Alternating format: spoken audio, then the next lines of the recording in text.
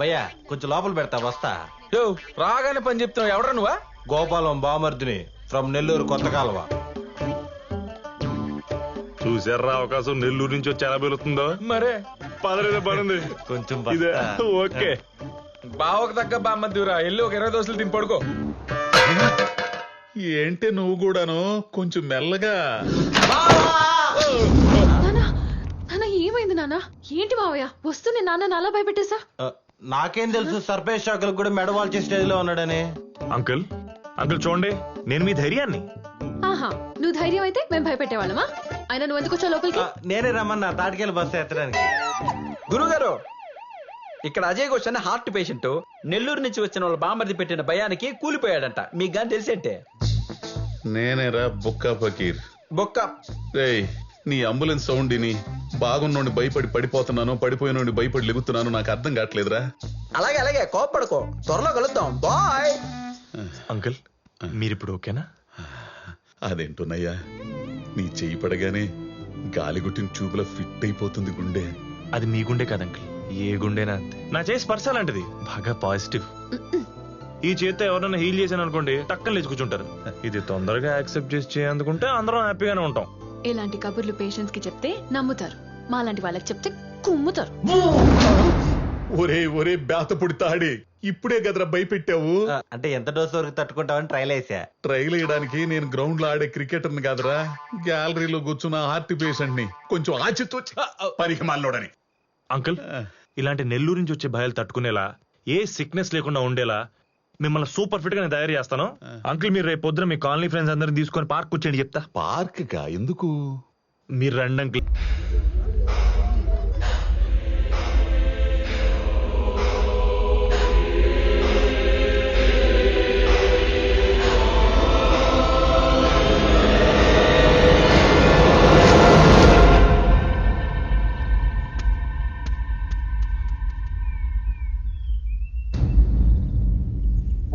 మా ఇద్దరివి సేమ్ జాతకాలని.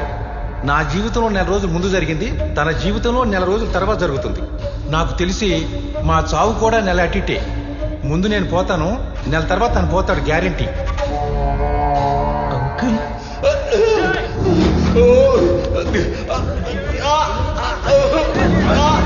మళ్ళీ మొదటి కలిసాడ్రా బాబోయ్. బావా బావా బాడీని బండెక్కిచ్చేస్తున్నారంట. ఆఖరి చూపు చూస్తానంటే చెప్పు, శవాన్ని కిటికీ దగ్గర తెప్పిస్తా. నాన్న నాన్న తలుపు తీయండి, టాబ్లెట్ వేసుకోండి ముందు. ఏమండి?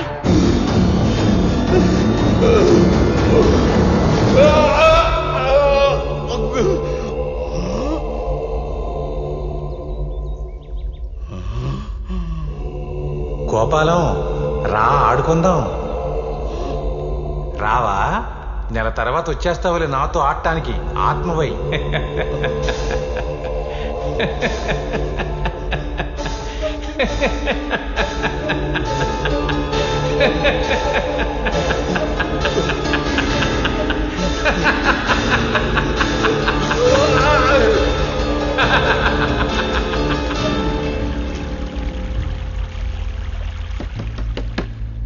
బావా బావా బాడీని బండెక్కిచ్చేస్తున్నారంట. ఆఖరి చూపు చూస్తానంటే చెప్పు, శవాన్ని కిటికీ దగ్గర తెప్పిస్తా. నాన్న నాన్న తలుపు తీయండి, టాబ్లెట్ వేసుకోండి ముందు. ఏమండి, మీరు అలా భయపడుతుంటే మాకు భయం వేస్తుందండి. పోనీ మనం ఈ ఊర్లో ఉండకుండా మన ఊరికి వెళ్ళిపోదాం. బయటికి రండి. ఏమైందా నా కొడుక్కి? ఏంటండి ఇది? ఆయన అసలే భయపడుతుంటే మీ మాటలతో ఇంకా భయపడి చంపేస్తున్నారు. అరే ఇంట్లో ధైర్యం ఇవ్వాల్సిన ఫ్యామిలీనే పెరికోండి చేసి భయపెడుతుంటే ఆయన దాక్కోకుండా ఉంటాడా? వీడేమో వచ్చి సేవ అంటాడు, ఒకళ్ళు వచ్చి టాబ్లెట్ ఇస్తారు, ఇంకొకళ్ళు అయితే ఊరిని పారిపోతా ఉంటారు. ఏంటండి ఇది?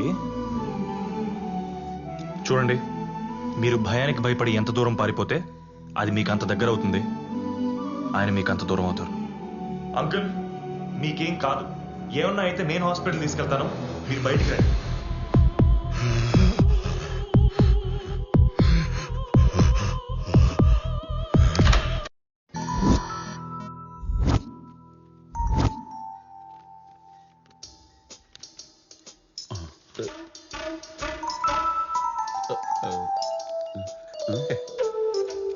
డాక్టర్ నేను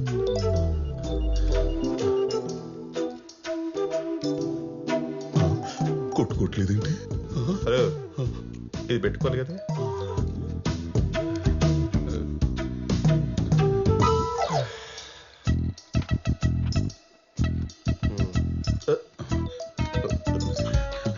యావయ్యో యావయ్యో, బీపీదయ్యా, ఎక్కడ పడితే అక్కడ కట్టుకునేది కాదు.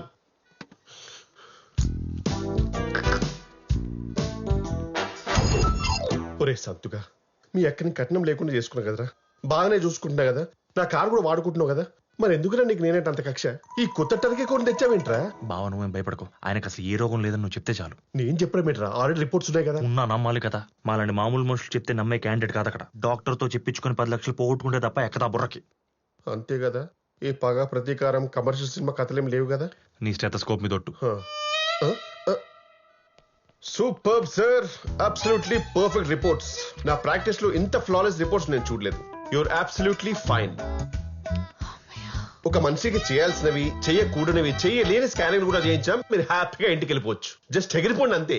బాగా ఐస్ క్రీమ్ తింటే జలుబు, కొబ్బరి తింటే దగ్గు తప్ప మీకు ఎలాంటి డిసీజ్ దరిదాపులో రాదు రాదు రాదు రాదు. పోనీ ఆ జలుబు దగ్గు పెరిగి పెద్దదైపోయి ఊపిరాడకుండా చచ్చిపోతానా? ఏమండి, నేను జలుబు గురించి మాట్లాడుతుంటే మీరు చావు గురించి మాట్లాడుతున్నారు. ఇక చిన్న చిన్న జలుబులకే మనుషులు పోతే ఇక మేమెందుకు, కార్పొరేట్ హాస్పిటల్స్ ఎందుకు, ఏసీ రిపోర్ట్ ఎందుకు? అంకుల్, బావ జస్ట్ ఎగ్జాంపుల్స్ ఇస్తాడు అంతే. మీకు ఇలాంటి చిన్న చిన్న జబ్బులు కూడా రావని, మీరు పర్ఫెక్ట్లీ ఆల్ రైట్ అని. మరి అన్ని పర్ఫెక్ట్ గా ఉంటే కోటేశ్వరరావు ఎలా పోయాడు? ఆయన హెల్త్ హిస్టరీ మనకి తెలియదు కదా అంకుల్. అలాగే నా ఆరోగ్యం గురించి మీ బావకు తెలియదు కదా, నేను అలాగే పోవచ్చు కదా. పోవచ్చు, పోసుకొని రావచ్చు. ఏమండి, అలాంటివి తెలియలే కదండి ఇలాంటి రిపోర్ట్స్ తీసింది. మరి ఇలాంటి రిపోర్ట్స్ నేను కూడా ఇంతకుముందు తీయించుకున్నాను. మరి నా గుండెలో నొప్పి ఎందుకు వచ్చింది? స్టెంట్ ఎందుకు పడింది? ఏమండి, ఇలాంటి ఎక్స్ట్రా ప్రశ్నలు ఇస్తేనే నాకు పేషెంట్ల మీద రెస్పెక్ట్ పోయేది. కొన్ని కోట్లు ఖర్చు పెట్టి కొన్ని ఎక్విప్మెంట్ సార్ అది.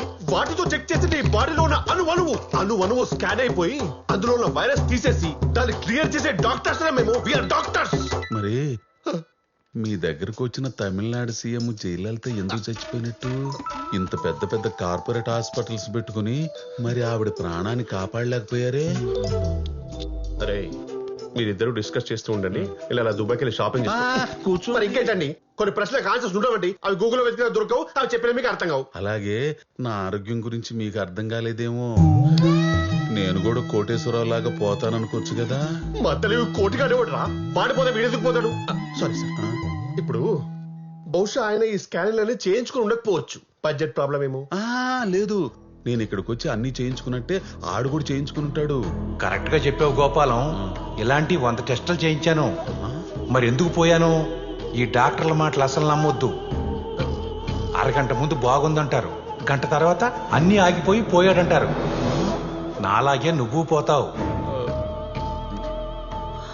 మార్చి 1 నాదైతే ఏప్రిల్ 1 విడుదల నీది. ఏంటన్నా, ఏంటి మీలో మీరే ఎక్కడున్నారు? లేదమ్మా, కోటేశ్వరరావు వచ్చాడు. ఏప్రిల్ 1 విడుదలంట. ఆ రోజు నేను చచ్చిపోతానంట.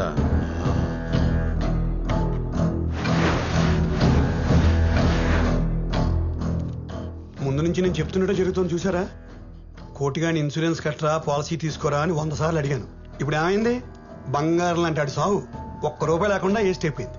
సార్, మీరు మాత్రం ఆడు చేసిన తప్పు చేయకండి సార్. నేను చేయనివ్వను. మీకోసం ఇన్సూరెన్స్ పేపర్లు తీసుకొచ్చాను, అర్జెంట్గా కట్టండి. లేదు కట్టనంటారా? ఏమో, తెల్లారితే సావొత్తే రావచ్చు కాదండి, వచ్చేసింది. ఏం చేస్తారు? ఆ కోటిగాడి ఫ్యామిలీ మీ ఫ్యామిలీ కూడా రోడ్డు పడుతుంది. మరి అప్పుడేం చేస్తారు? అంటే ఏంటని మీ ఉద్దేశం?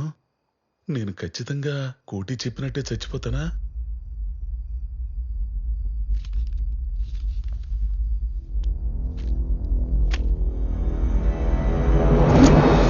మీ అమ్మాయి వైఫ్ లేరా ఏంటి? వాళ్ళంతా దొడ్లో ఉన్నారండి. మీరు చచ్చిపోతారైతే? అరవకు. గుండు నుంచి గుండె దాకా అన్ని మ్యాచ్ అయినప్పుడు మరణం మ్యాచ్ అవుతా? అవుతుంది గోపాలం.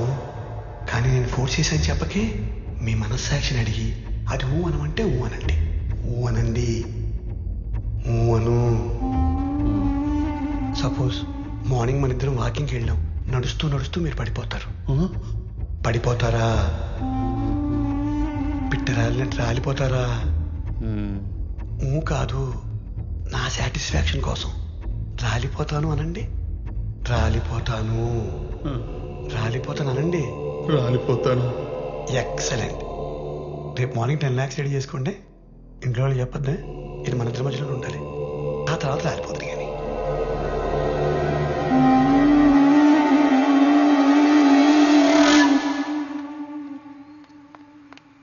సంతు సంతు మళ్ళీ ఏమైందో? సంతు సంతు మా నాన్న కనపడటం లేదు. ఏంటి కనబట్టలేదా? అవును, ఎక్కడికి వెళ్ళారో తెలియట్లేదు. ఓకే నింపిన లారీ లాంటి మనిషి ఎక్కడికి వెళ్ళిపోతాడు? అది నువ్వే చెప్పాలి మరి. అదేంటి ఇందాక మీ ఇంటి దగ్గర ఉండే కదా మూర్తి గారు ఫోన్ చేసింది, ఆ దగ్గరికి వెళ్ళాడేమో. లేదు, ఆయనతో కూర్చున్నాకే కనపడటం లేదు. మేము లేకుండా చూసి నాన్నని భయపెట్టి ఉండొచ్చేమో అని అంటుంది మా అమ్మ. ఇంతకీ ఎవరి దగ్గరికి వెళ్ళి ఉంటాడని నీ గెస్? డాక్టర్ బాబు, డాక్టర్ ఆగండి డాక్టర్. డాక్టర్ బాబు, డాక్టర్.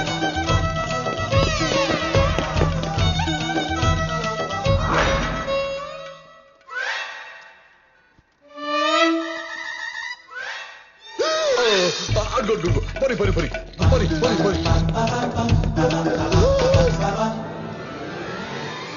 Dead end.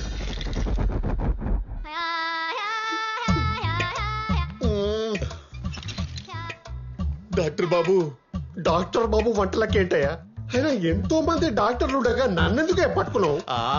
వాళ్ళంతా పెద్ద లఫుట్లు బాబు. వాళ్ళందరికంటే పెద్ద లఫోటే బాబు. నాకు తెలుసు. సంతోష్ మీ గురించి చాలా గొప్పగా చెప్పాడు కదా. వాడొకడు ఎప్పుడు ఎవరికి ఎక్కడ ఎలివేషన్ ఇవ్వాలో తెలియని ఎదవ ఆడుకుంది ఇప్పుడు. ఆడికి వాళ్ళందరికి చెప్పకుండా వచ్చేసాను బాబు నేను. ఎందుకు? ఎవరు లేరని చెప్పి నన్ను వేసేయడానికి విట్నెస్ లేకుండా ఆయన నా ఫోన్ ఎందుకు లాక్కున్నావు? ఇటీ ఉండని. నేను చావబోతున్నానంటే వాళ్ళెవరు నమ్మట్లేదు, అందుకని. నీకు ఏ రోగం లేదయ్యా చావడానికి, ఉన్నది ఒకటే రోగం, మాయ రోగం. ఈ రోగం గురించే ఇదే పొద్దున సంతోషం పక్కన తీసుకెళ్లి చెప్పారు కదా, నన్ను బిడ్డెక్కించండి. ఒక వారం కాదు, నెల రోజులు. నా చావు ముప్పు తప్పే వరకు, నా మాయ రోగం తగ్గేంత వరకు రోజు సెలైన్లు ఎక్కించండి. అవి సెలైన్లు అయ్యా, సెల్ ఫోన్ ఛార్జర్లు కాదు. అయినా నీకేమైనా పిచ్చా మెంటలా వెర్రా? ఇదేమైనా జిమ్మా యోగా సెంటర్ చెప్పండి, ఫిట్నెస్ కోసం వచ్చి జాయిన్ అయిపోవడానికి? ఇది హాస్పిటల్ అయ్యా, హాస్పిటల్. తెలుసు, హాస్పిటల్ అని తెలుసు, అందుకే వచ్చా. మీరంతా చుట్టూ ఉంటే నేను సేఫ్ గా ఉంటానని ఫీలింగ్. ముందు జాయిన్ చేసుకుంటావా లేదు? ఇప్పుడు ఏంటి వాయిస్ లేస్తుంది? బెదిరిస్తున్నావా? బెదిరింపే, లేకపోతే మా కోటేశ్వరరావు తగిలిస్తా. కోటే ఆడొచ్చాడా? రావడం ఏంటి, నాతో పాటు ఉన్నాడుగా స్ట్రెచర్ మీద. అడుగో ఎరా కొట్టే, గట్టిగా చెప్పరా. నిన్ను కనుక జాయిన్ చేసుకోకపోతే ఆడి శరీరంలోకి వెళ్ళిపోయి ఒక మర్డర్ చేసి డాక్టర్ని క్రిమినల్ చేసేస్తా. విన్నావుగా? నాకెలా నిలబడుతాయ్యా? ఇంతకీ ఏమన్నాడు? నన్ను పెడ్డెక్కించకపోతే నిన్ను తగులుకుంటాడంట, వదలడంట. ఇదేం బ్లాక్ మెయిల్ అండి బాబు? ఎవరైనా పొలిటీషియన్ తోనో పోలీసుతోనో రికమెండ్ చేయించుకుంటాడు. మీరేంటి పోయిన వాళ్ళతో దయ్యాలతో చేయిస్తారు? నన్ను వదిలేండి అయ్యా. వదలను డాక్టర్ బాబు. ఏమయ్యా, నా పిల్లలకి నేను మొగ్గున నిరూపించుకునే ఒకే ఒక టైం అయ్యా ఇది. నేను ఎలాంటి పరిస్థితులు చచ్చిపోతానో నాకు తెలుసు. మా పక్కింటి మూర్తి కూడా చెప్పేశాడు నాకు అన్ని. ముందు నా కూతురు పెళ్లి కావాలి, నా కుటుంబం బాగుండాలి, నేను ఆరోగ్యంగా బయటికి వెళ్ళాలి. నేను అనారోగ్యంతో లోపలికి వెళ్ళాను, అదేగా నీ టార్గెట్. నీ అనారోగ్యంతో నాకు అనవసరం, నా ఆరోగ్యం నాకు అవసరం. Start the treatment immediately. Come on come on come on. ఏమండి, ఇది హాస్పిటల్ అండి, ఇక్కడ రోగులు ఉంటారు. అసలు ఈ కరోనా పేషెంట్ ఒకరు వచ్చాడు ఇక్కడికి. ఇక్కడ మాస్క్ లేకుండా మీరు తిరగడమే కాకుండా రోగుల మధ్య పడుకున్నారనుకోండి, వచ్చినా తగ్గించుకోలేని రోగం వచ్చి బాధపడి చచ్చిపోతారు సార్. అప్పుడు అర్థమవుతుంది మిమ్మల్ని ఎందుకు ఇలా ఫోర్స్ చేస్తున్నారు. కరోనా ఉందా? మరి చెప్పారా స్వామి ఇందాక నుంచే? ఇప్పుడు మాత్రం డ్రాప్స్ పెడుతున్నాయి. నా మాటిని ఇంటికెళ్ళో బెడ్షీట్ కప్పుకొని గమ్మున బచ్చుకోండి. క్యాబ్ బుక్ చేస్తాను, డైరెక్ట్ ఇంటికి వెళ్ళిపోండి. పడే. మరి అప్పటికి తగ్గకపోతే? నేను 3 రోజులైతే అదే బెడ్షీట్ లోపలికి వచ్చి నేను గట్టిగా పట్టుకొని బచ్చుకుంటానయ్యా. ఆ పోయేటప్పుడు ఆ కోటి గారు తీసుకుపో. అరే కోటి, డాక్టర్ గారికి బాయ్ చెప్పరా. చెప్పారు వెళ్ళమే.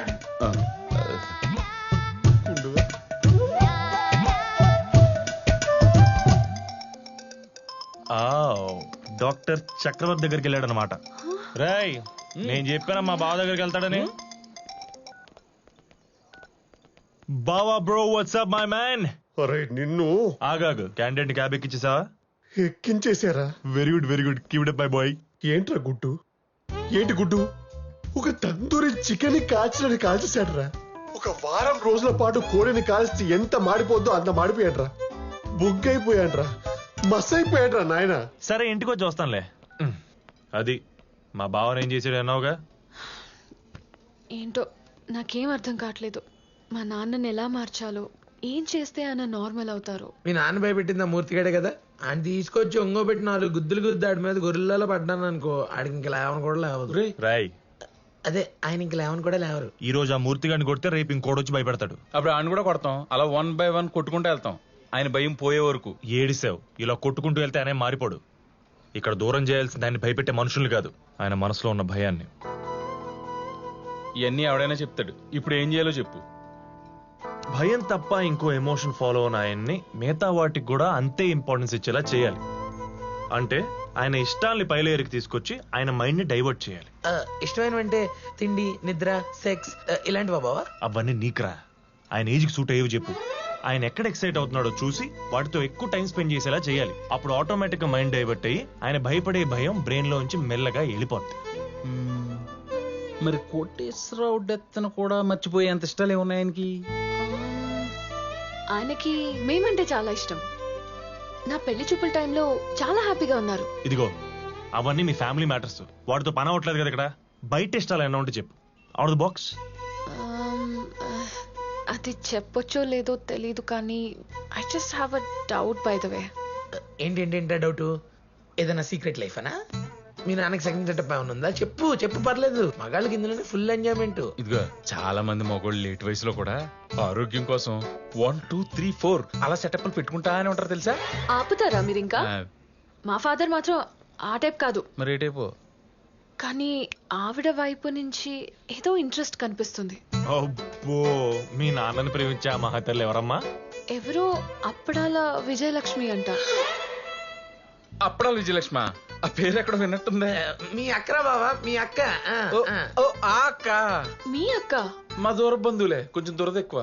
మీ నాన్న ఏమన్నా గోకిందా, రక్కిందా, కెలికేసిందా? చిచి, ఏమో నాకు అనిపించింది. కానీ 1 side లవ్వే. మీ నాన్నని 1 side లవ్ చేయడం, ఏం చెయ్యపోవడం. కరోనా దేశాలు దాటొచ్చేస్తుందంటే ఏంటో అనుకున్నాను. ఈ దరిద్రం ఉంది అదంతా. ఏమైంది? మా నాన్నకేం తక్కువ? ఆయన వైట్ షర్ట్ వేసుకుని బొట్టు పెట్టుకుంటే సూపర్ గా ఉంటారు. ఇప్పుడు అర్ధరాత్రి ఆనందం గురించి ఎందుకులే, ఇందాకే తిన్నావు. బట్ గుడ్ ఇన్ఫర్మేషన్ ఇచ్చావు. ఒక్కసారి అప్పడాల విజయలక్ష్మితో ట్రయల్ ట్రీట్మెంట్ ఒకటి చేసి ఆయన రియాక్షన్ బట్టి నెక్స్ట్ స్టెప్ తీసుకుందాం. ఓకే సరే.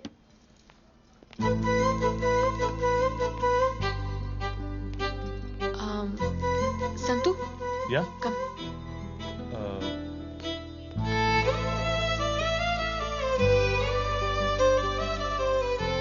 Thanks and sorry.